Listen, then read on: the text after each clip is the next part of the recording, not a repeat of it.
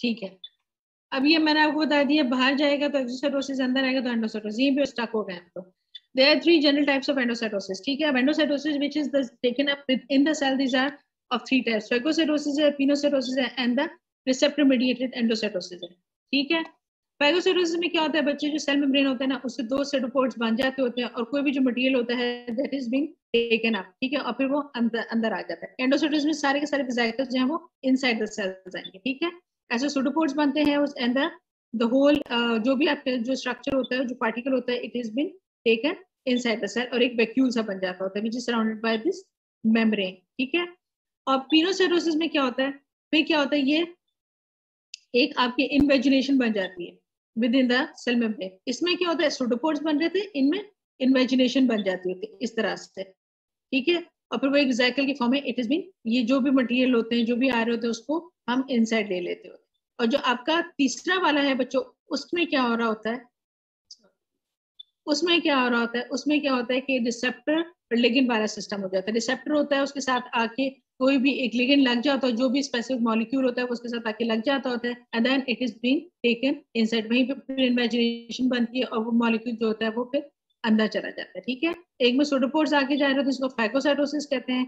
एक में क्या होता है कि एक इन्वेजिनेशन इनसाइड बनती है, उसमें आउटसाइड जा रहे थे, इसमें इनसाइड बन जाती है, एक ऐसा स्ट्रक्चर बन जाता होता है। ठीक है, एक ऐसी पिट सी बन जाती होती है और फिर वेसिकल अंदर आ जाता है, दिस इज पिनोसाइटोसिस।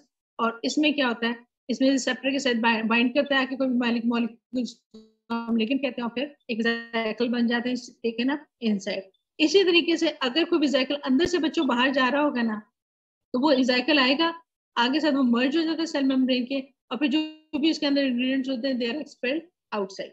ठीक है, दैट इज एक्सोसाइटोसिस। अच्छा, then we have Puratul, and do you want to ask any question?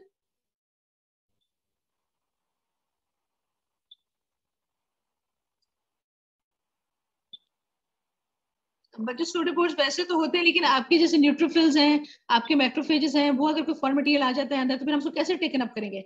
वो आके खुद ही तो आपके न्यूट्रोफिल्स के अंदर नहीं चले जाते, या आपके किसी भी सेल्स के अंदर, तो उसको अंदर टेकअप करने के लिए ये वाला मेथड जो है वो सेल्स अप्लाई करते हैं। For example just think it's a foreign body, या फिर कोई भी आपका वायरस है, ये बैक्टीरिया है, तो फिर वो जो न्यूट्रोफिल्स होते हैं, दे गो आफ्टर देम, और फिर इसे स्टूडियोपोड्स बना के दे just take those things inside. ठीक है बच्चों?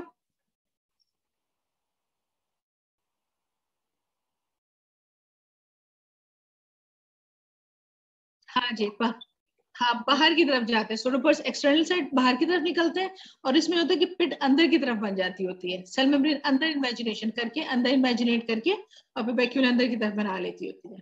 ठीक है, अच्छा, यहाँ तक हो गया बच्चों, क्लियर? कोई issue, any question if you want to ask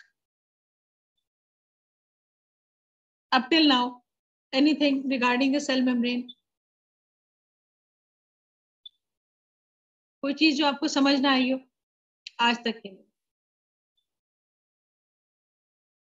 इसके बाद बच्चों नेक्स्ट टाइम से हम जो है सडन प्लान स्टार्ट करेंगे। ठीक है, और साथ फिर आपके ऑर्गेनाइल को एक दो पढ़ लेंगे नेक्स्ट लेक्चर में, जितना भी हो सकेगा डिपेंडिंग ऑन द टाइम।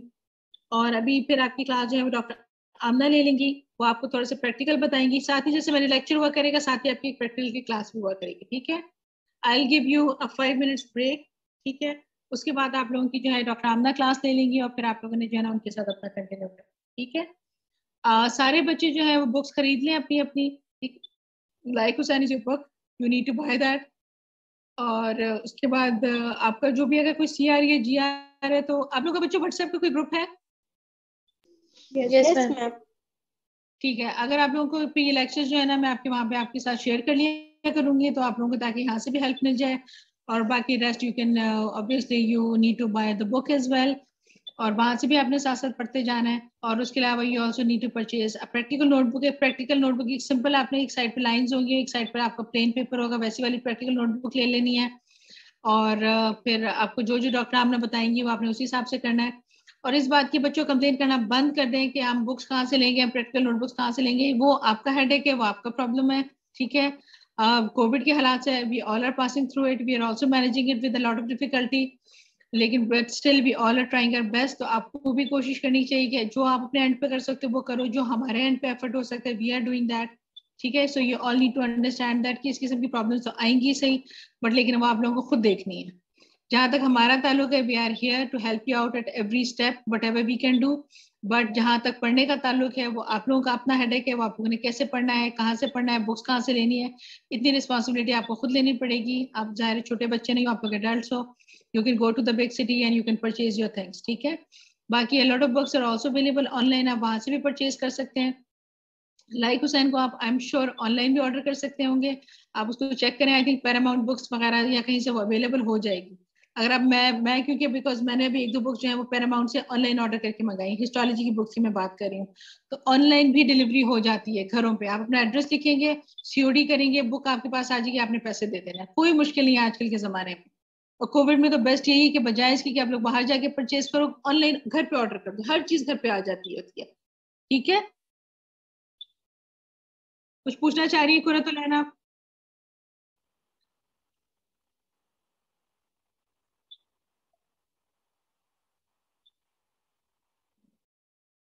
कौन सा वाला? बेटे देखो, at least is a different thing.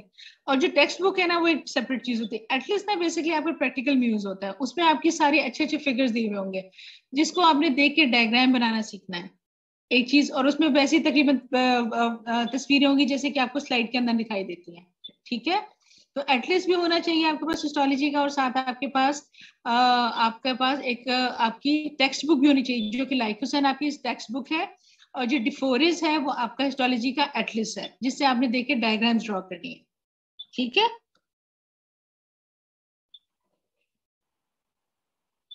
नहीं बेटे, आपकी जो रिकमेंडेड बुक्स है ना, जो यूएचएस से रिकमेंडेड बुक्स है, वो आपकी लाइक हुसैन है. ठीक है. आपने वो ही लेनी है. लाइक हुसैन ही की है बेटा. मुझे नहीं इसको पता. मेरे पास तो जो है ना, उसमें तो सिंपल वो डायग्राम्स ही बनी हुई है. तो अब आप देख लो कि कौन सी वाली है, या तो आप मुझे बता देना कि कौन सी है, तो मैं एक नजर उसको देख लूंगी.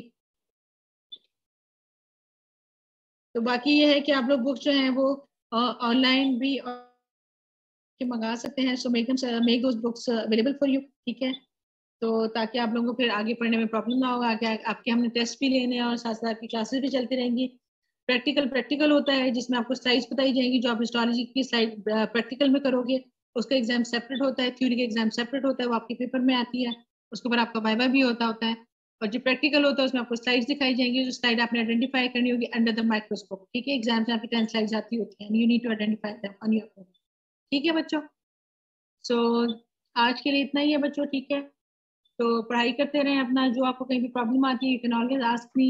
और आपकी जो ग्रुप है डीपीटी का, उसमें भी मैं ऐड हो जाऊंगी, और मैं आप लोगों के साथ स्लाइड पूछ लूँगी.